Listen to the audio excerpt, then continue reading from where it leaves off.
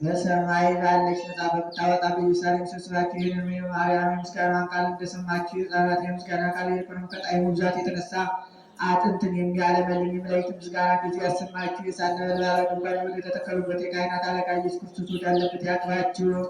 የተሳለ የፊቱ መልክ ከዚህ አለ፣ ንጹሕ አክሊልና ብሩህ ልብስ ከዚህ አለ። እርሱም ከላይ የተገኘ ነው እንጂ የሰው እጅ ያልተጠበበበት የቅዱሳን ነቢያት ማህበሪያ ወዳለበት ያግባችሁ። የአስተማሪ ሐዋርያት ማህበር፣ ሌሎች የሰማዕታት ማህበር፣ ቡሩካን የሚሆኑ የጻድቃን ማህበር፣ የተሾሙ የካህናት ማህበር፣ ትጉሃን የሚሆኑ የመላእክት ማህበር፣ ፍጹማን የፍጹማን ደናግል የመነኮሳት ማህበር ወዳለበት ያግባችሁ። ከሁሉ በላይ ከሆነች ከአንዲት ቅድስት ቤተክርስቲያን ፍጹም አንድነቷ ጋራ ከነርሱም ጋራ ታወጀሉ ወዳለችበት ይህችው እመቤታችን ማርያም ናት።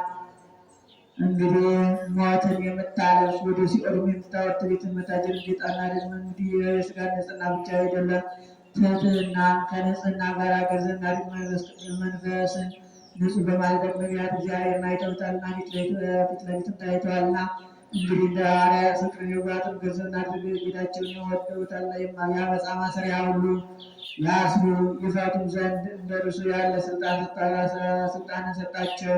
እንግዲህ እንደ ማርያምና ትዕግስትን ገንዘብና ገድል ማርያም የማይቀማትን በጎድል መረጠችው። ለጌታችን አመስግነዋልና ለጸጋ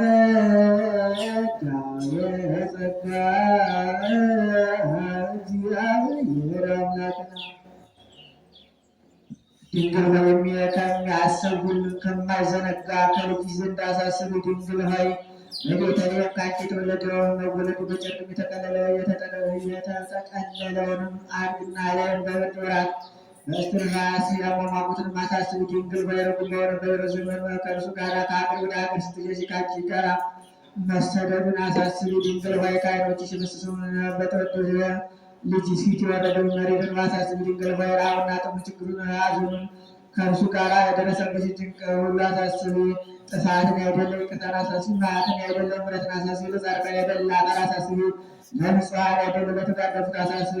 አሁን ምስጉን አመስግነው ለዓለሙ። በስመ አብ ወወልድ ወመንፈስ ቅዱስ አሐዱ አምላክ አመ ዕስራሁ ለሰኔ በዛቲ ዕለት ኮነ እንጸታ ለቤተ ክርስቲያን።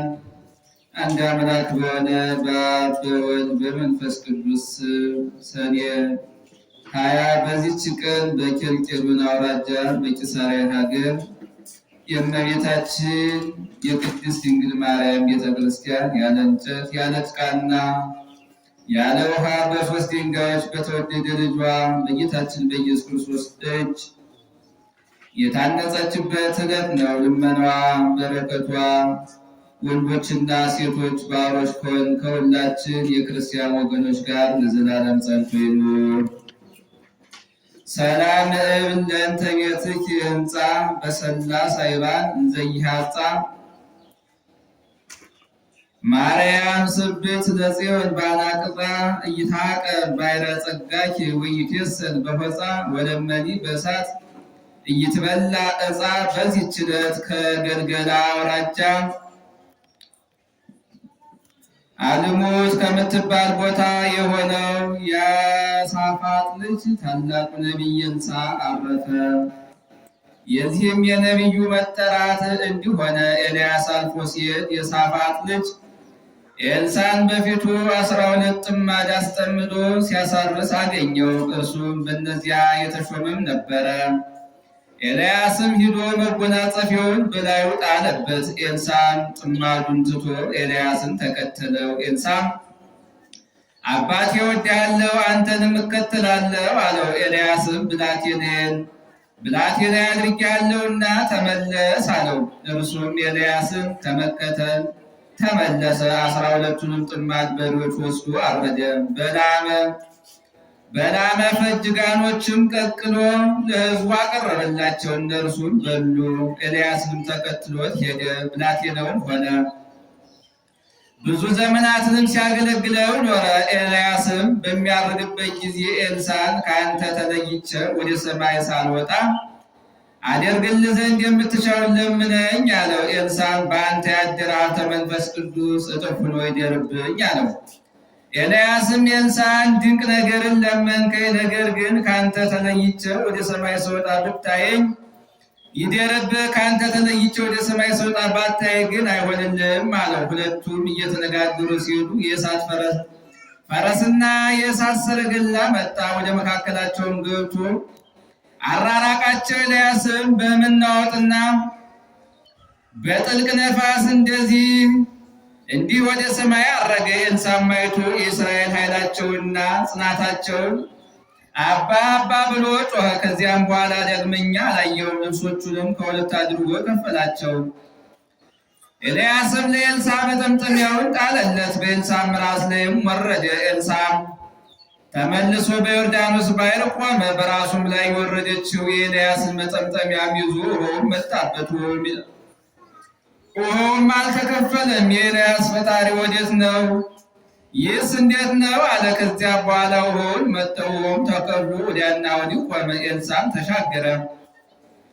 በዚህም ኤልሳዕ የመንፈስ ቅዱስን ሀብት በእጥፍ እንደተቀበለ ታወቀ። ኤልያስም የወንዙን ውኃ አንድ ጊዜ ከፈለ፣ ኤልሳዕ ግን ሁለት ጊዜ ከፈለ። ኤልያስ አንድ ሙት አስነሳ፣ ኤልሳዕ ግን ሁለት ሙት አስነሳ። ከዚያ በኋላ ሂዶ ወደ ኢያሪኮ ገባ። የዚያችም ሀገር ሰዎች ጌታችን እነሆ እንደምታያት የዚች ሀገር ኑሮዋ ያማረ ነው፣ የሀገር ውኃ ግን ክፉ ነው፣ ሴቶች ሲጠጧት ይመክናሉ አሉት። ኤልሳዕም ጨው ጨምራችሁ አዲስ ሸክላ አምጡልኝ አላቸው። እነርሱም አመጡለት። ኤልሳዕም ወደ ውኃው ምንጭ ሂዶ ያንን ጨው በውኃው ምንጭ ጨመረው፣ እንዲህም አላቸው፣ እግዚአብሔር እንዲህ ይላል፣ እርሱን ከመጠጣት የተነሳ የሚሞት እንዳይኖር የሚመክንም እንዳይኖር ይህንን ውኃ አጣፈጥኩት አላቸው። ከዚያች ቀን ጀምሮም እስከ ዛሬ ድረስ ኤልሳዕ እንደተናገረ ያ ውኃ ጣፋጭ ሆነ። ከዚያም ሀገር ወደ ቤቴል ወጣ። ሲወጣም ከከተማ ሲወጣ ታናናሽ ልጆቹን በጎዳና አገኘ። እነርሱም አንተ ራሰ በራ ውጣ ውጣ እያሉ ይዘብዱበትም ጀመረ። ወደ ኋላውም ተመልሶ ባያቸው ጊዜ እግዚአብሔርን ስም ጠርቶ ረገማቸው። የዚያንም ጊዜ ሁለት ድቦች ከዱር ወጥተው ከእነርሱ 42 ልጆችን ገደሉ። ከነቢያትም ልጆች አንዲት ሴት ነበረች። ወደ ኤልሳዕም ጮኸች፣ ባሪያህን ባሌ ሞተ፣ ባሌ እግዚአብሔርን የሚፈራ ሰው እንደነበረ አንተ ታውቃለህ። ባለዕዳም 2 ልጆችን ወስዶ ይገዛቸው ዘንድ መጣ አለች። ኤልሳዕም አደርግልኝ ዘንድ ምን ትሻለሽ? በቤትሽ ምንስ አለሽ አላት። ምንስ አለሽ አላት። እርሷም መልሳ በቤቴማ ዘይት ካለበት ማሰሮ በቀር ሌላ ለባሪያ ምንም የለኝም አለችው። ሂደሽ ከጎረቤቶች ሁሉ የሸክላ ዕቃና ባዶ ዕቃዎችን ተዋሽ አታሳንሽ አላት። ወደ ቤትሽም ገብተሽ በአንቺና በልጆችሽ ላይ ደጁን ዝጊ፣ በዚያም በሸክላው ዕቃ ላይ ዘይቱን ገልብጨው የመላውንም አንስተሽ አኑሪው አላት። እርሷም ወደ ቤቷ ገብታ በልጆቿና በእሷ ደጃፉን ዘጋች። እነርሱም ያቀርቡላትን ነበር፣ እርሷም እየቀዳች ትገለብጠው ነበር። ከዚያ በኋላ ልጆቿን ዳግመኛ የሸክላውን ዕቃ አቅርቦልኝ አለቻቸው። የሸክላው ዕቃ ሁሉ አለቀ፣ የለም አሏት። ከዚያ በኋላ ያም ዘይት ተገታ። እርሷም ሂዳ ለእግዚአብሔር ነቢይ ነገረችው። ኤልሳዕም ሂድ፣ ይህንን ዘይት ሽጠሽ ዕዳሽን ክፈይ፣ የቀረውን ዘይት ግን ለልጆችሽን ሰውነትና ያንቺን ሰውነት አድኝበት አላት። ከዚያም በኋላ ኤልሳዕ በአንዲት ቀን ወደ ሱማር ሄደ። በዚያም ሀገር አንዲት ታላቅ ሴት ነበረች። ወደዚያም ከመሄድ ውሎ አድሮ ነበረና እህል ይበላ ዘንድ አቆመችው። ያችም ሴት ባሏን እነሆ ይህ የእግዚአብሔር ነቢይ ቅዱስ ነው፣ ዘወትር በእኛ ዘንድ እያለፈ ይሄዳል። ትንሽ እልፍኝ እንስራለት፣ አልጋም እንዘርጋለት፣ መብራትም የሚያበራበት መቅረዝና ወንበርን ጠረጴዛም እናዘጋጅለት፣ ወደኛ በመጣ ጊዜ በዚያ ይደር አለችው። ከዚያ በኋላ በአንዲትም ቀን ወደዚያ ገብቶ በእልፍኝ አደረ። ከደቀ መዝሙሩም ጋያዝን ያችን የሱማን ሴት ጥራት አለውና ጠራት። እርሷን መጥታ በኤልሳዕ ፊት ቆመች። እነሆ ይህን ሁሉ ክብር አከበርሽ፣ ምን ላደርግልሽ አላት። ከንጉሥ ዘንድ ከአለቃም ዘንድ ቢሆን ጉዳዩ እንዳለሽ ንገሪኝ በላት አለው። እርሷም እኔስ በወገኖቼ መካከል እኖራለሁ አለችው። ምን ላደርግላት አለው ደቀ መዝሙሩን። ያዝም ልጅ የላትም፣ ባሏም ሽማግሌ ነውና የምታዝንላት ሴት ናትና አለው። ደግሞ ጥራት አለው። በጠራትም ጊዜ መጣ፣ በደጃፍ ቆመች። ኤልሳዕም የዛሬ ዓመት እንደ ዛሬ ልጅ ትወልጃለሽ አላት። እኔን አገልጋይን ጌታዬ አታስቀናኝ አለችው። ከዚያ በኋላ ያች ሴት ጸንሳ ኤልሳዕ በነገራት ቀን በዓመቱ ወንድ ልጅም ወለደች። ያም ልጅ አድጎ ከአባቱ ጋር ወደ አዝመራው ወጣ። አባቱንም ራሴን አለው። የሕፃኑም አባት ብላቴናው ወደ እናቱ አስገባው አለው። ብላቴናውም ያንን ልጅ ወደ እናቱ አስገባው። እናቱም እስከ ቀትር በጉልበቷ ላይ አስተኛችው። ከዚያ በኋላ በሞተ ጊዜ አውጥታ በእግዚአብሔር ነቢይ አልጋ ላይ አስተኛችው።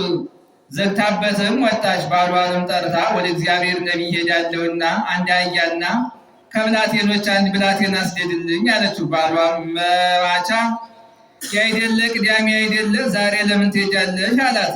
እጅ እነሳት ዘንድ ሄዳለሁ አለችው። አህያውን ጫኑላት።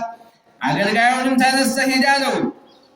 ባልኩ ጊዜ መሄድን አትከልክለኝና ተከተለኝና ወደ እግዚአብሔር ነቢይ ወደ ቀርሜሎስ እንሂድ አለችውና ሄዱ። ኤልሳዕም ያችን ሴት ስትመጣ ባያት ጊዜ ብላቴናውን ገያዝን፣ ያችን ሴት ሱማናዊቷን ሴት ናትና አሁንም ሩጠህ ሂደህ ተቀበላት። ደህና ነሽን? ባልሽስ ደህና ነውን? ልጅሽ ደህና ነውን? በላት አለው። እርሷም ደህና ነው አለችው። ወደ ኤልሳዕም ዘንድ ወደ ተራራውን ደርሳ እግሩን ያዘችው። ገያዝም ሊከለክላት መጣ። ኤልሳዕም ሰውነቷ አዝናለችና ተዋት፣ እግዚአብሔር ግን ነገሩን ሰውሮኛልና አልነገረኝም አለው። አታስቀኝ አልኩህ አይደለም? በውኑ እኔ ከአንተ ከጌታዬ ልጅን የለመንኩት ልመናለን አለችው። ኤልሳዕም ገያዝን ወገብን ታጠቅ፣ ብትሬንም በእጅን ይዘህ ሂድ። ሰውም ብታገኝ እንዴት ነህ አትበለው፣ እንዴት ነህ ቢልህም አትመልስለት። ብትሬንም በሕፃኑ ግንባር ላይ አስቀምጣት አለው። የዚያም ሕፃን እናት እንዳልተውህ ሕያው እግዚአብሔርን በረከትን አለችው። ኤልሳዕም ተነስቶ አብሯት ሄደ። ገያዝም በፊታቸው ይሄድም ነበረ። ሩጦም ቀደማቸው። በትሩን በዚያ ልጅ ግንባር ላይ ጣላት። ነገር ግን አልሰማውም፣ አልተናገረውም። ገያዝም ተመልሶ ኤልሳዕን ተቀብሎ ያ ልጅ አልተነሳም አለው። ኤልሳዕም ወደ ቤት ገብቶ ሕፃኑን ሙት በአልጋ ላይ ተኝቶ አገኘው። በሁለታቸውም ላይ ደጃፉን ዘግቶ ወደ እግዚአብሔር ጸለየ። ወደ አልጋውም ላይ ወጥቶ በዚያ ሕፃን ላይ ተኛ። አፉን በአፉ ላይ፣ ዓይኖቹንም በዓይኖቹ ላይ፣ እጆቹንም በእጆቹ ላይ አድርጎ በላዩ ላይ ተኛ። የዚያም ልጅ ሰውነት ሞቀ። ከዚህ በኋላ ተነስቶ በቤቱ ውስጥ ወዲያና ወዲህ ተመላለሰ። ዳግመኛም ወጥቶ በዚያ ልጅ ላይ ተኛ። እስከ 7 ጊዜም እንዲህ አደረገ። ከዚያ በኋላ ያ ልጅ ዓይኑን ገለጠ። ኤልሳዕም ገያዝን ጠርቶ ያችን ሱናማዊ ሴት ጥራት አለው። ጠርቷትም ወደ እርሱ ገባች። ኤልሳዕም እነሆ ልጅሽን ውሰጅ አላት። እርሷም ከእግሩ ላይ ወድቃ ሰገደችለት። ልጇንም ይዛ ወጣች። የሶርያ ሰው ንዕማንን ወደ እርሱ በመጣ ጊዜ በዮርዳኖስ ከለምጹ አዳነው። ንዕማንንም ብዙ እጅ መንሻ ወርቅና ብር ልብሶችንም አመጣለት። ከእርሱ ምንም አልወሰደም። ደቀ መዝሙሩም ገያዝም ተደፋፍሮ ንዕማንን ተከተለው። ምክንያትም ፈጥሮ ንዕማንን እንዲህ አለው፣ ከኤፍሬም ሀገር ከነቢያት ልጆች 2 ሰዎች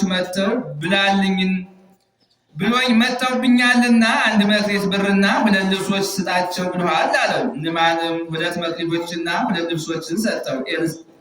ኤልሳዕም ገያዝ ያደረገውን አውቆ ረገመው። የንዕማንም ለምጽ ገንዘብ ወዳጅ በሆነው በገያዝ ላይ ተመለሰ። በሰማርያም ረሃብ ጸና። ከሶርያ ሰዎችም የተነሳ የአህያ መንጋጋ በ50 ወቄት ብር እስከ መለወጥ ደረሰ።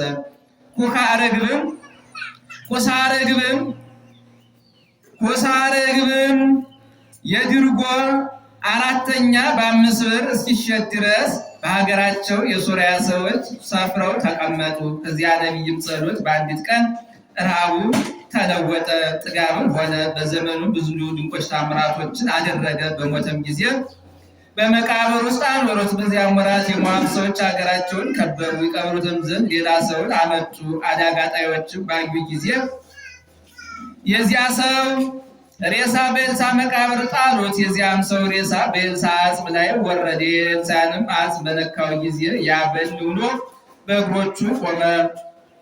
ይህም ነቢይ በ4 ነገሥታት ዘመን ትንቢት ተናገረልም። ኢዮራም አካዝያስና ኢዮናስዮስ ኢዩና ዮአስ ናቸው። የትንቢቱም ዘመን ከ50 ዓመት በላይ ነው። ክብር ይግባውና ጌታችን ኢየሱስ ክርስቶስ ወደ ዓለም ከመምጣቱ አስቀድሞ ትንቢት ተናገረ። ከዚህ በኋላ በሰላም አረፈ። ለእግዚአብሔር ምስጋና ይሁን። እኛንም በጸሎቱ ይማረን። በረከቱ ከኛ እንዲሁም ከሀገራችን ከኢትዮጵያ ጋር ለዘላለም ጸንታ ትኑር። ሰላም ለኤልሳዕ እምኀበ ኤልያስ ዘሰሰለ ካይበተ መንፈስ ቅዱስ አመ ሰማየ ተለአለ ወበዝንቱ ረኪቦ አብየ ኃይለ ክልኤተ ጊዜ አንሥኦ ምውታን ኢክለ ወክልኤተ ጊዜ ፈለገ ከፈለ። በዚህ ዛቅረብ ፎማይኔተ አዘኪሬ ያይላፈ እምነተ ጸንዱ ከዘልፈ ለናነብብ ተወከብ ዘንዴቱ የመጽሐፍ እንተረሰከ እግዚኦ ጸሪቀ መበለት ውኩፈ እምላሉ ጉላን ዘተርፈ ነቢያት ሐዋርያት ጻድቃን ወሰማዕታት አዲ ሄራን ባርኮ ጉባኤ ዛቲ መካን እስከ አረጋዊ ልቅ ቅዱስ ሕፃን ለዘጻፎ በክርታስ ወለዛ ጻፎ እንዘይደርስ ወለዛ አልሞት ተርጎሞ በልሳን አዲስ ወልሰማ ቃሎ በእዝነ መንፈስ በጸሎተሙ ማርያም አራቂተ ኩሉ በስውር የማረን ኢየሱስ ክርስቶስ እግዚኦ ኩነኔ ከሀባ ለሀገር ጽርቀ ከሊ ለቤተ ክርስቲያን አግብር ጸራት አይተገሪያ እቀ ህዝባ ወሃይማኖታ ለሀገሪትን የኢትዮጵያ አምላከ ምድር ወሰማያት አምላከ ባሕር ወቀዳያት አምላከ ኩሉ ፍጥረት አምላኮሙ አንተ ዳበው ቀደምት አምላኮሙ ለነቢያት አምላኮሙ ለሐዋርያት አምላከ ጻድቃን ወሰማዕታት መሐረነ ለነ አምላክነ እስመ ገብረ ሌከ ንሕነ ወይትስክር ኩሉ አበሳነ ወይትስክር ኩሉ አበሳነ ወይትስክር ኩሉ አበሳነ። በክርስቶስ ክርስቲያን በወልድ ወልደ እግዚአብሔር በመንፈስ ቅዱስ መንፈሳውያን የተሰኛችሁ የእግዚአብሔር ቤተሰቦች እንደምን አደራችሁ? አሜን። እግዚአብሔር ይመስገን ብለን ስሙን ጠርተን እንድናመሰግነው የፈቀደልን የረዳን ያገዘን የአባቶቻችን አምላክ ልዑል እግዚአብሔር ክብር ምስጋና ይድረሰው። አትለየውምና እናቱ እናታችን ንጽሕተ ንጹሐን ቅድስተ ቅዱሳን ድንግል ማርያም ስሟ የተመሰገነ ይሁን። ያው እንግዲህ እንደሰማችሁት በዛሬው ዕለት የመጀመሪያዋ ቤተክርስቲያን በእመቤታችን ስም የታነጸችበት ከዚያም አልፎ እንደገና ደግሞ ነቢዩ ኤልያስ ነቢዩ ኤልሳዕ በዛሬው ዕለት ብዙ ገቢረ ተአምራት አድርጎ ያረፈበት ዕለት እንደሆነ ሰምተናልና በረከታቸው ጸሎታቸው ከሁላችን ጋር ይሁን። የኤልሳዕን ታሪክ ሰምታችሁት ከሆነ ከመጀመሪያው ጀምሮ ያለውን ሕይወቱን ስታዩት ኤልሳዕ የኤልያስ ደቀ መዝሙር ነው። እየታደራችሁ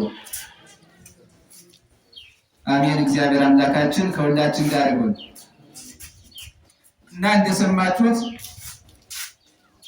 ኤልሳዕ የኤልያስ ደቀ መዝሙር ነው እና ኤልሳዕ ደግሞ ባለጸጋ ነው። እርሻ በማረስ የሚስተዳደር ሰው ነው እና ከዕለታት አንድ ቀን እግዚአብሔር አምላክ ሊጠራው ሲፈልግ ኤልያስ በዚህ አልፎ ሲሄድ 12 ጥማድ በሬ እያረሰ ሳለ ኤልያስ በኤልሳዕ ላይ መጠምጠሚያውን ጣለበት። በዚያን ሰዓት ሲጥልበት ኤልሳዕ ብላቴናህን አትተው፣ እኔም ከአንተ ጋር እኖር ዘንድ አንተን እከተላለሁ አለው። ከዚያም በኋላ ኤልያስ ምን አለው? እንግዲያስ ልትከተለኝ ከፈለግ ሂድ፣ ያለህን ጥማድ በሬዎችን ቦታ ቦታ ሰጥተህ ተመለስ አለው። በዚያን ሰዓት ኤልሳዕ ወደ ቤቱ ተመለሰና 12 ጥማዶችን በሬዎች አርዶ ለችግረኞች አብልቶ ኤልያስን ተከተለ። አዎ ጌታችን አምላካችን ኢየሱስ ክርስቶስም አንድ ባለጸጋ መጥቶ መንግስተ ሰማያትን ወርስ ዘንድ ምን ላድርግ ብሎ ሲጠይቀው መጀመሪያ ላይ ትእዛዛትን መጠበቅ እንዳለበት፣ ነፍስ መግደል እንደሌለበት፣ ወንድሙን መውደድ እንዳለበት ካስረዳው በኋላ ኤልስ ከሕፃንነት ጀምሬ ጠብቄአለሁ ሲለው እንዴት ልትከተለኝ ከፈለክ ያለህን ሽጠህ ተከተለኝ ነው ያለው። እና ይህንን ኤልሳዕ ተረጎመው። ያለውን በሬዎችን አርዶ አወራርዶ ለችግረኞች ለጎረቤቶቹ ከመገበ በኋላ ኤልሳዕ ኤልያስን ተከተለው። በዚህ ሰዓት ሲከተለው የሚገርማችሁ ነገር እንዲህ የሚል ጥያቄ ጠየቀው። ኤልያስ ከኔ ምን ትፈልጋለህ አለው። በዚህ ሰዓት ኤልሳ ምን አለው? አባቴ እኔ ካንተ የምፈልገው ምንም ነገር የለም፣ ነገር ግን በአንተ ላይ ያደረ መንፈስ ቅዱስ በእኔ ላይ እጥፍ ሆኖ ይደር አለው። እየሰማችሁ ነው? በማን ላይ ያደረ? በአንተ ላይ ያደረ መንፈስ ቅዱስ በማን ላይ ይደር? በእኔ እጥፍ ሆኖ ይደርልኝ አለው። እውነት ለመናገር ከሆነ አሁን በዘመናችን እንደው ሀብትም የሚሰጡ ይሆን ጤናም የሚሰጡ ይሆን ሌላም ነገር የሚሰጡ ይሆን ሰዎች መጥተው ምን ላድርግላችሁ ቢሉ የመንፈስ ወይስ የነፍሳችን ችግር የስጋችን ችግር ነው ቀድመን የምንናገረው? ኤልሳ ግን የነፍሱን ችግር ተናገረ። እኛ አሁን የሆነ ሰው መጥቶ ምን ላድርግላችሁ ይል ቤት ስጠን፣ ብር ስጠን፣ ገንዘብ ስጠን፣ እንዲያድርግልን እንዲህ ችግር አለብን ብለን እንደምናገረው ኤልሳ ይህንን አላነሳ። ምን አለ? በአንተ ላይ ያደረ መንፈስ ቅዱስ በእኔ ላይ ይደር እጥፍ ሆኖ አለው። በዚያን ሰዓት ኤልያስ ምን አለው? ጥሩ ነገር ለመንክ፣ ነገር ግን ይህ የሚሆንልህ እኔ ከአንተ እስከምትለኝ እኔ ከተከተልክ ነው። እኔ በእሳት ሰረገላ ስነጠቅ ያ ጊዜ ካየኝ ይወርድልሃል፣ ያድርብሃል። ነገር ግን እኔ ሳርግ ደግሞ ካላየህ ካልተከተልክ አይሆንልህም አለው። ከዚያም በኋላ ኤልሳ ይችን ቃል ሰማ። ኤልያስ በሚሄድበት ሄዳል። ከዚያም በኋላ እየሄዱ ሳለ ኤልያስ እንዲህ አለ ኤልሳዕን፣ ይበቃል፣ ከዚህም በኋላ ተመለስ አለው። ሕያው እግዚአብሔር ከአንተ ላልለይ እምልልሃለሁ አለው። አያችሁ ፍቅር ከማን ጋር ላለይ? ከአንተ ላልለይ። ከዚያም ሁለተኛ መለስና ይበቃሃል፣ እኔ የምሄድበት አለኝ፣ አንተም ደግሞ ወደ ቀደመ ግብር ተመለስ አለው። አሁንም ኤልሳዕ መለሰና ሕያው እግዚአብሔር ብዬ ነው የምምልልህ ከአንተ ላልለይ ቃል እገባለሁ አለው። ልክ እንዲህ እያሉ ሲሄዱ ዮርዳኖስ ወንዝ ደረሱ። ልክ ዮርዳኖስ ወንዝ ሲደርሱ ዮርዳኖስ ወንዝ ሞልቷል። በዚያን ሰዓት ምን አደረገ ኤልያስ? በመጠምጠሚያው የዮርዳኖስን ወንዝ ከፈለ። ከዚያስ የዮርዳኖስ ወንዝ ቆመ። በዚያ በመካከሉ ተሻገሩ። ከዚያ ከተሻገሩ በኋላ አሁንም ኤልሳዕና ኤልያስ እየተጓዙ ሳሉ በመካከላቸው የእሳት ሰረገላና የነፋስ ሰረገላ ገባና ኤልያስን ወደ ሰማይ ነጠቀው። ኤልያስን ወደ ሰማይ ሲነጥቀው በዚያን ሰዓት ምን አደረገ? የኤልያስ መጠምጠሚያ ከማን ላይ? ከኤልሳዕ ላይ መጥቶ ወረደ። ልክ የኤልያስ መጠምጠሚያ ከኤልሳዕ ላይ ሲያድርበት በመጠምጠሚያው ላይ ማን አደረበት? መንፈስ ቅዱስ አደረበት። ከዚያም በኋላ ኤልያስ በደመናት በእሳት ሰረገላ ተነጥቆ ከኃይሉ ሲሰወረው ኤልሳዕ ወደ ቀርሜሎስ ለመመለስ ወሰነ። ሲመለስ አሁንም ደግሞ የዮርዳኖስ ወንዝ ሞልቷል። ከዚያም በኋላ ኤልሳዕ ምን አደረገ? በመጠምጠም የዮርዳኖስ ወንዝ መታ፣ አልተከፈለም። ለምን ያልተከፈለው ስትሉኝ የእግዚአብሔር ስም አልጠራ። የእግዚአብሔር ስም አልጠራ። አሁን ብዙን ጊዜ ችግራችን መፍትሄ የማያገኘው ከእግዚአብሔር ፊት አስቀድመን የምንጠራው ነገር የምንፈልገው ነገር አለ። ኤልሳዕ ባሕሩን መተው ዮርዳኖስን ወንዝ መታ፣ ሊከፈል አልቻለም። ከዚያም መለሳለና እንደገና ስመ እግዚአብሔር ጠራና ሁለተኛ ወንዙ ሲመተው ከሁለት ተከፈለ። ከዚያ ከሁለት ተከፍሎ ከተሻገረ በኋላ የሚገርማችሁ ነገር ሰማርያ ወደምትባል ሀገር ደረሰ። በዚያች ሀገር ሲደርስ ደግሞ ሀገሯ ለምለም ናት። እህሏም፣ አየሯም፣ መልክዓ ምድሯ፣ አቀማመጧም በጣም ደስ የምታሰኝ ቦታ ናት እና ወደዚያ ሲደርስ እንደ ሀገሯን መልካም መሆኗን አየና ይህች ሀገር ታምራለች ብሎ የአካባቢውን የሀገሩ ሰው ሲጠይቅ ወይ ነቢየ እግዚአብሔር ሀገሯማ እንደምታያት ለምለም ናት፣ ዓመት እማመት ዝናብ አይለያትም፣ ምድሯ ለምለም ነው፣ ከዚያም አልፎ እህሏም በረከት ነው፣ መልክዓ ምድሯም አቀማመጧ አየሯም ጥሩ ነው። ነገር ግን በዚህ አካባቢ መካን እናቶች ሴቶች ሲጠጡት መካን የሚያደርግ ጤነኞች ሲጠጡት ደግሞ ድውያን በሽተኛ የሚያደርግ ውሃ አለብን አሉት። በዚያን ሰዓት ኤልሳዕ ምን አለመሰላችሁ? እንደዚህ ከሆነማ አዲስ ሸክላ እንዲሁ ደግሞ ጨው ጨምራችሁ አምጡልኝ አለ። ከዚያ አዲስ ሸክላ አመጡለት፣ ጨው ጨምረው አመጡለት። ከዚያ ምንጩን አሳዩኝ አላቸው፣ ውሃው የሚመነጭበትን። ከዚያ ሄደና ምን አረገ ኤልሳዕ?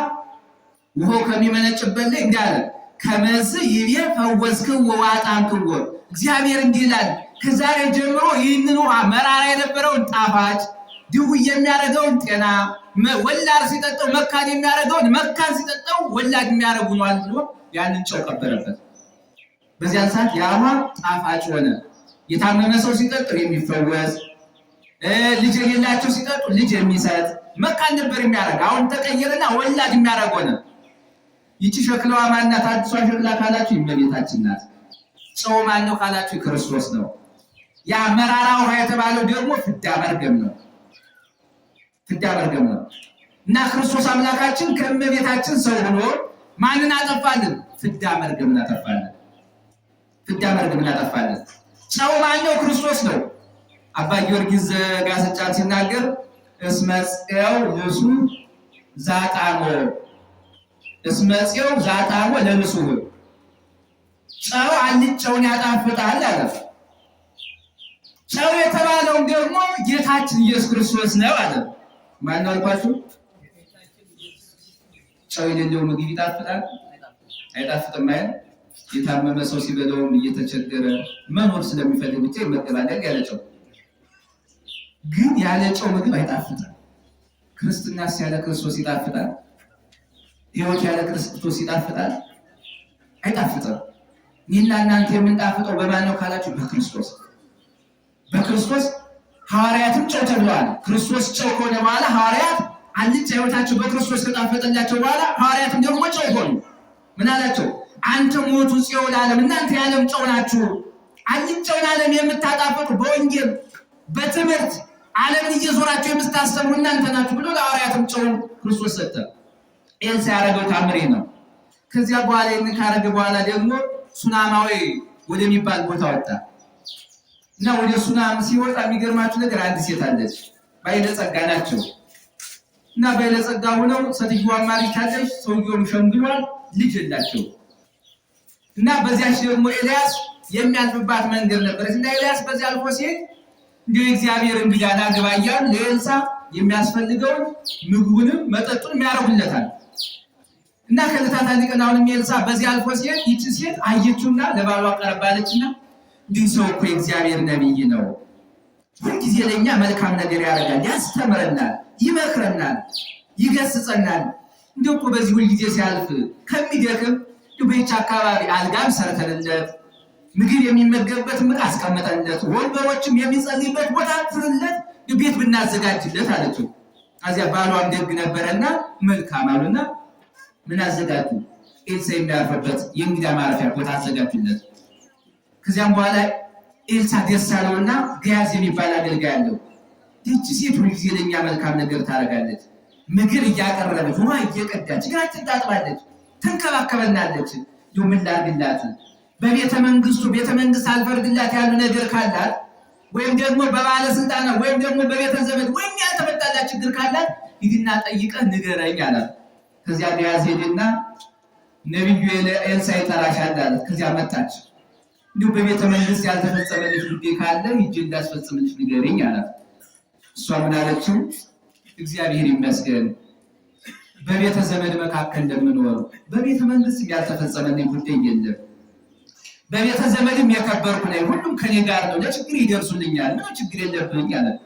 ከዚያው ሁለተኛ መለስና ሂድ ጥራት አለው። ጠራት። መጀመሪያ ገያዝ ምን አለው? ነቢየ እግዚአብሔር እንዲያስደች ሴት መልካም ውለታ ልትውል ከፈለክ ልጅ የላችሁም አለ። የሚጦራት የላትምና ልጅ ስጣት አለ። ከዚያም በኋላ ሂድ ጥራት ሲለው መጣች። ከዚያም በኋላ ምን አላት? የዛሬ ዓመት ልጅ ትወልጃለሽ አላት። ምን ታያለሽ? ልጅ ትወልጃለሽ። ከዚያም በኋላ ምን አለች እሷ? አታሰቅቀኝ፣ ባሌ ማርጅቷል፣ ሸምግሏል፣ እኔም ሸምግያለሁ፣ እንዴት ሊሆን ይችላል አለችው። አይ የዛሬ ዓመት ልጅ ትወልጃለሽ አላት። ከዚያ ልክ ኤልሳ በተናገረው በዚያን ዘመን ልጅ ተወለደ። ያ ልጅም አደገ። ልጁ አድጎ ከኖረ በኋላ የሚገርማችሁ ከአባቱ ጋር ወደ እርሻ ማሳ ወጣ። ልክ ወደ እርሻ ማሳ በወጣበት ሰዓት ይብላቴና ምን አለ? ራሴን ፈለጠኝ፣ ራሴን እያለ መጮህ ጀመረ። ከዚያም በኋላ አባቱ ከዚያ ያገለግሉት የነበሩትን ወስዳችሁ ለእናቱ ስጧሉና ወስዶ ለእናቱ ሰጠው።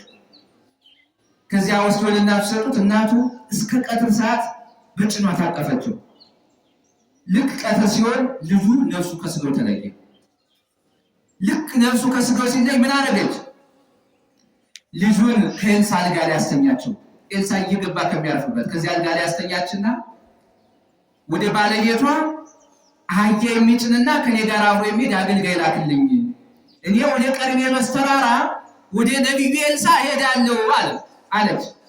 በዚያን ሰዓት እሱ ምን አላት? እንዴት ነገ እኮ ሰንበት ነው፣ በሰንበት ቀን ደግሞ ጉዞ አይቻልም፣ ለምን ነው ዛሬ የምትሄጂው አላት። አይ እኔ የምሄድበት አለኝና አልቀርም፣ ይልቁንስ አትከልክለኝ፣ ሰው ላክልኝ አለችው። ከዚያም በኋላ ብላቴና ላከላት። ተነስታ ወደ ቀርሜሎስ ተራራ ወጣች። ወደዚያ ስትመጣ ገና ኤልሳ ችን ሴት በሩቅ አያት። በሩቅ ሲያት አገልጋዩ ገያዝ ንድና ያቺ ሴት ስትተቀበላት፣ ያቺ ደጓ ሴት ስንራብ የምታበላል፣ ስንጠማ የምታጠጣን፣ ሲደክመን የምናርፍባት ያቺ ደግ ሴት በሩቅ መጣለችና ምን ሆነሽ ነው? ባለቤትሽ ደህና ነውን? ልጆችሽስ ደህና ናቸውን? አንቺስ ደህና ነሽ? እንስሶችስ ደህና ናቸው ወይ ብለህ ጠይቃለሁ። ሂዶ ጠየቃት። ሁሉም ደህና ናቸው አለች። ከዚያም በኋላ እሷ መታ ከኤልሳ እግር ስር ወደቀች። ልክ ከኤልሳ እግር ስትወድቅ ምን አደረጉ? ገያዝ እጇን ይዞ ሲያስነሳት ተዋት፣ አትንካት። የዚች ሴት ነፍሷ አዝናለች፣ በመከራ ውስጥ ተውጣለች፣ ተጨንቃለችና ተዋት፣ አትንካት አለው። በዚያን ሰዓት ጠየቃት፣ ምንድነው ምክንያቱ? ከዚያም በኋላ እንዲህ አለችው፣ ያ ሳልፈልግ የሰጠኝ ልጅ ሞተ። መቼም ሰው አይቶት ከሚጠፋበት ሳያዩ ቢቀርብ ይሻላል አይሻልም? ያው ለብዙ ዘመን መክና የኖረች ሴት፣ ልጅ አልባ የሆነች ሴት በልጅ ፍቅር ልቧ ከታሰረ በኋላ ልጇን ስታጣ ያ የሰጠኝ ሸማ በእዳሪ ተቀማ፣ ወይም ደግሞ ገና በአየር ላይ ተቀማ። መጀመሪያ አትስጠኝ አልፈልግም ብዬ ያ የሰጠኝ ልጅ ሞት አለችው። ከዚያም በኋላ ኤልሳ አገልጋዩ ገያዝን ጠራና በልንካ ይችን በትር ወስደህ ጣልበት፣ ነገር ግን ስትሄድ ሰውን ሰላም አትበል፣ ከዚያም እንደገና ደግሞ ሰላም የሚል ሰው ቢኖር እንኳን አትመልስ ብሎ ለማን ሰጠው? ለገያዝ። ገያዝን ብትሯን ያዘና ይሄማ መጀመሪያ ላይ አትናገር ተብሎ ነበርና በመንገድ ሰው ሰላም እያለ ሄደ። ሰው ሰላም ሲሉትም ሰላም እያለ መለሰ። አንድ ሁለተኛ ደግሞ እንዲህ የሚል ሀሳብ መጣለት። ይቺ ኤልሳ በትርማ ሙት የምታስነሳ ከሆነ አለ ይችን በትር ይዤ ወደ ከተማ ገባለሁ። ወደ ከተማ ገብቼ የኤልሳ ደቀ መዝሙር ገያዝ ሙት ያስነሳል እየተባልኩ ያጓጓ እየተባልኩ እኖራለሁ አላየችም? አሁን እንዲህ አይነት መነኮሳት አለው። ልክ የሆነ ገዳም ላይ ምልክት ሲያዩ ገዳማቸውን ትተው ይመጡና ዓለምን የሚያነዋውጡ ከዚህም በኋላ እንዲያረግልሻለሁ እኛም ጅለን ከዚያ በኋላ ዝም መነኩሴ ስንከተል ጊዜያችን የምንጨርሰዎችም አለ። እውነት ለምነግራቸው የከንቱ ውዳሴ የሚወዱ መነኮሳት ወገባቸውን በጅራፍ የሚመቱ በሀብል የሚመቱ ከእጃቸው 150 መቁጠሪያ የሚጠመጥሙ እንደዚህ ላለ አይደለም እግዚአብሔር። እንደዚህ ባለው እግዚአብሔር የሚገለጸው ከተማ ወጥቶ ላለው ለሚያጨረብረው ሳይሆን ድንጋይ ተንተርሶ ጤዛ ልሶ መከራ ለሚቀበለው። እየሰማችሁ ነው? በዚያን ሰዓት ገያዝ ምን አለ? አይ ይችማ ካገኘው የኤልሳ አገልጋይ የኤልሳ ደቀ መዝሙር ያስነሳል፣ እዚያ እንደፈለኩ ተከብሬ እኖራለሁ። ማንም የኤልሳ ደቀ መዝሙር ነው እያለ ያከብረኛል፣ ሙት ካስነሳው ምን አለብኝ አለና ያችን እየተቀጣጸረ በትሯን ይዞ ሄደ። ነገር ግን ከሞተው ሬሳ ላይ ያችን በትር ሲያስቀምጣት መነሳት አልቻለም። አዎ እየተመጻደቅን የምንሰራው ነገር ዋጋ የለውም። አይ ከኔ የበለጠ ጾመኛ፣ ከኔ የበለጠ ጸሎተኛ፣ ከኔ የበለጠ ቤተክርስቲያናች ካለ ዋጋ አልባ ነው የምንሆነው። እውነት ልንገራችሁ፣ እንዲሁም የምንሰራው ስራ ሰው ሊያውቅብን አይቻልም፣ አያስፈልግም። በዚያን ሰዓት ተመልሶ መጣና አልሆነም ጌታ ብትሯን ማስቀመጥ ሊነሳ አልቻለም አለ። ከዚያ ኤልሳ ገባ ወደ ቤትና በሩን ዘግቶ እጁን ከእጁ ላይ አፉን ከአፉ ላይ ግንባሩ ከግንባሩ ላይ አድርጎ ወደ እግዚአብሔር ጸለየ። ጌታ ሆይ ያን ጊዜ እኮ ልጅ ሰጣት፣ በልጅ ባረካት፣ አሁን ደግሞ ልጅ ነጠቃት፣ እባክህ የሞተው መልስላት አለ። ልክ በአንደኛው ሙቀት አሰማው። ከዚያ እስከ 7ኛው አሁንም ኤልሳ ወደ እግዚአብሔር ጸለየ። ከዚያውን በሰባተኛው የሞተው ሕፃን ተነሳና በቤት መመላለስ ጀመረ። ከዚያስ በኋላ የያችን ሱናማዊት ሴት ጥራትና ልጇን ትታቀፍ። ከዚያም በኋላ የሞተውን ሕፃኗ ልጅ ሆኖ ከሞት ተነስቶ ሲሰጣት እግዚአብሔርን አመሰገነች። እና ኤልሳዕ ሙት አስነስቷል፣ ባሕር ከፍሏል፣ ብዙ ነገር አድርጓልና በዛሬው ዕለት ነቢዩ ኤልሳዕ መታሰብ የሚደረግበት ነውና የነቢዩ ጸሎት በረከት ከሁላችን ጋር ይሁን። ጠባቂ